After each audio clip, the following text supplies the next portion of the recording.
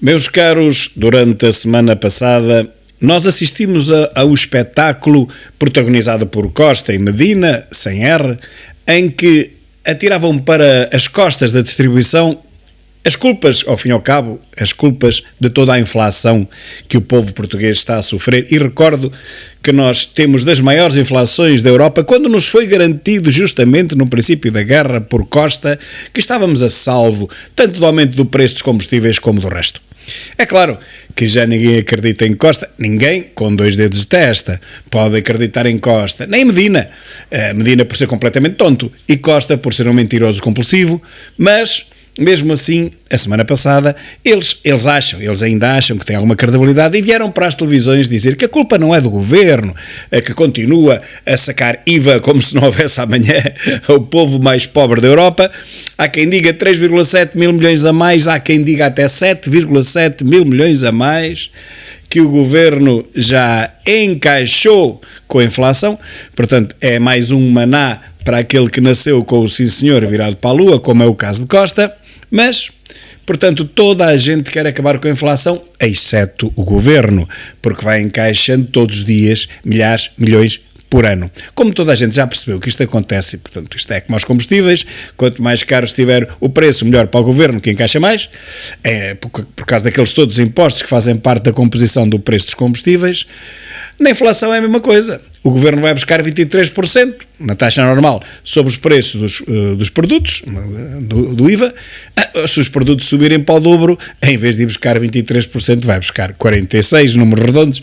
É apenas uma ilustração para termos uma ideia do horror que é a inflação para o povo e do maná que é a mesma inflação para o governo.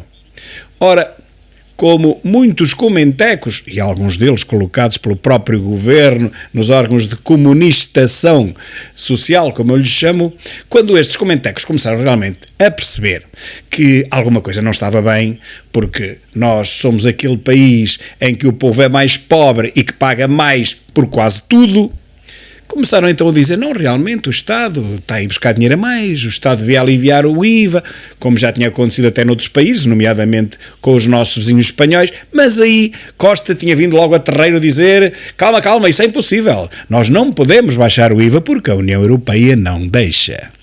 Costa passa-nos estes atestados de estupidez a par e passo, cerca de 2 a 3 por mês, praticamente cada vez que fala, ele passa um atestado de estupidez ao povo. E, portanto, não podia ser, a Europa não deixava, os outros países, a Polónia, todos os outros países por aí acima, a Espanha, não quiseram saber disso para nada e baixaram o IVA de muitos produtos. E a vergonha, a máxima vergonha é esta. Finalmente, o governo vê-se obrigado a baixar também o IVA, que ele disse que era impossível baixar, porque a Europa não deixava. Recordam-se? Pois, mas baixou agora. E foi dizendo a semana passada que a culpa não era do IVA. A culpa, afinal de contas, era das margens de lucro, que chegavam a ser de 50% e tal na distribuição. Queria dizer, nos grandes supermercados, nos hipermercados. Bom, e até convocou a ASAI para darem uma volta por alguns supermercados e para perceberem qual era a margem que estava a ser praticada, a margem de comercialização que estava a ser praticada nos produtos, e chegou-se à conclusão, pelo menos a ASAI, ou parte da ASAI, chegou à conclusão que alguns produtos nos supermercados estavam taxados com 50% de margem. Bom, mas lucro é uma coisa, margem é outra, parece que a própria ASAI não conhece a distinção entre eles, o lucro é o que se apura no final do exercício, a margem é aquela que se pratica no dia-a-dia. Eu, sinceramente, fiquei admirado porque não vi ninguém da distribuição vir explicar isto ao povo. Quer dizer, porque o povo, como sabemos, não é especialista em coisa nenhuma e, portanto, também não é em contabilidade e ficou confuso com esta coisa dos 50%. Os supermercados estavam a praticar margens de lucro brutais, vejam bem, de 50%, bom, mas finalmente vieram.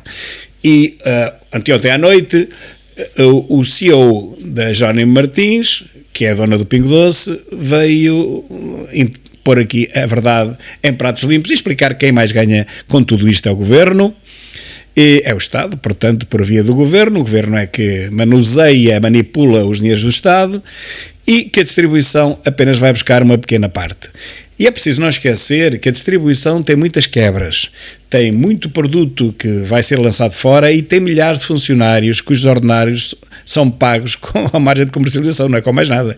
Tem despesas de milhões no final do ano para, enfim, para ter os produtos a tempo e horas nas prateleiras ao alcance do cliente, mas é claro que eu não estou aqui a defender a distribuição, até porque apresentou lucros de 800 milhões, portanto não há que ter pena deles, a distribuição também podia ter feito a sua parte e não fez. Bom, mas quando o próprio governo também a não faz, quando o próprio governo socialista esmifra aos portugueses o máximo que pode e nunca considerou a hipótese de baixar 1 ou 2% sequer o IVA dos produtos básicos, agora teve que ser obrigado a fazê-lo. Bem, quando o governo não faz, como é que pode esperar que os privados que vivem disso, vivem da compra e da venda, o possam fazer? Bom, finalmente o CEO da Jerónimo Martins veio explicar esta confusão que estava a ser lançada pelo governo e esta palhaçada, que não tem outro nome, que é colocar uma autoridade como a ASAI ao serviço da propaganda política do governo. Ora, vamos ouvi-lo. O maior coletor de impostos deste país, que é o Estado, foi quem mais recolheu, foi quem mais beneficiou da inflação e foi aquele que menos fez pelas pessoas. Ora, aqui está, preto no branco, Pedro Soares dos Santos, o Presidente do Conselho de Administração da Jerónimo Martins, a pôr o dedo na ferida. Quem mais recebeu e foi quem menos quis saber das pessoas foi justamente o governo. Portanto, não pode vir agora o governo armado em engenho apontar o dedo à distribuição, quando o próprio governo fez bem pior que a distribuição, que foi ficar bem caladinho, como faz, aliás, na subida do preço dos combustíveis, muito bem caladinho no seu canto, porque bem sabe que por cada 10 cêntimos em subida, 2,3 são para o bolso. Por cada euro, 23 cêntimos são para o Estado. Por cada 1.230.000 são para o Estado. E por cada milhar de milhão, imaginem, 230 milhões vão para o Estado.